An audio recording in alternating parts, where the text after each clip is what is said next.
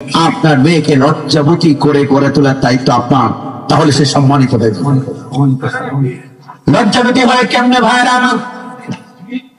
School থেকে পিকনিকে গেছে, স্টাডি ট্যুরে গেছে, বাসের ভেতরে যাওয়ার সময় আসার সময় ছেলে আর মেয়ে একসাথে নেচেছে, এটা লজ্জাবতী বলে, ঠিক না? এইরকম মেয়ে বাংলাদেশে নাই, আছে হবে। আপনাদেরকে সাবধান হতে হবে। আমার ভাইয়েরা, লজ্জাবতী হওয়া মানে কি? আজ থেকে 20-25 বছর আগে আমরা দেখেছি, আপনার 30-40 বছর আগে দেখেছেন, গ্রামের মেঠোপথ দিয়ে কোন মহিলা যখন হেঁটে যেতেন, বিপরীত দিক থেকে কোন পুরুষকে আসতে দেখলে ওই মহিলা আগ বাড়িয়ে কোনো কথা তো বলতেন না, বরং নিজেকে ঢেকে কুঁজু হয়ে রাস্তার এক পাশে দাঁড়িয়ে যেতেন। থাকে না? একজন এসেছে, সে বলছে বাজার আপনাকে যেতে বলেছেন। মুসা বলছেন যে কেন যাব? তিনি বললেন আপনি যে পানি তুলে দিলেন, সেটার প্রতিদান আমাদের আব্বাজান দিতে চান। মুসা আলাইহিস সালাতু ওয়াস সালামের কাছে ওই দুই মেয়েদের একজন এসে বললেন, আব্বু আপনাকে আমাদের বাড়িতে গেছেন। মুসা বললেন কেন যাব? মেয়েটি বলছে, আব্বু আপনাকে প্রতিদান দিতে চান, আপনার যে পানি তুলে দিলেন।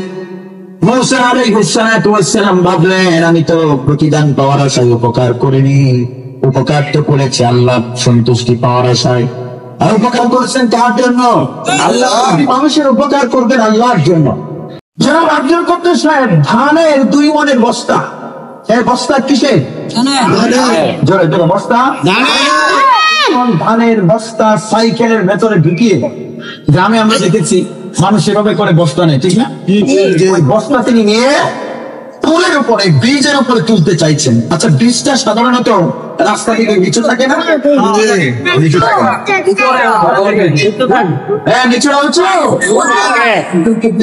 মনের ধানের বস্তা নিয়ে ব্রিজে তুলতে চাইছেন,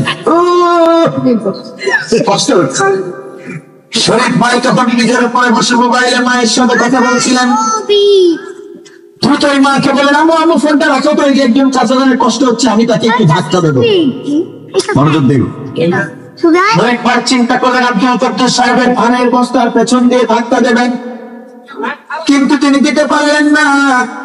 মোবাইলটা রেখে ওই সাইকেলের বস্তার কাছাকাছি আসতে না আসতেই আব্দুল কুদ্দুস সাহেব নিজেই চেষ্টা করে বস্তাটা তুলে ফেলেছেন। তিনি কিন্তু উপকার করতে পারেননি।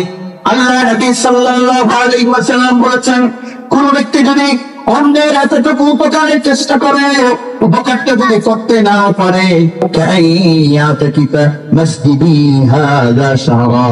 এতটুকু চেষ্টা করার কারণে আমার মসজিদ অর্থাৎ মদিনার মসজিদের নববীতে 1 মাস ইতিকাফ করার সমান সওয়াব আল্লাহ তাকে দিয়ে দেয়। করে বলুন, তাহলে মানুষের কষ্ট করার চেষ্টা করার দরকার আমাদের আছে না? আমি তো করেছি আল্লাহর জন্য।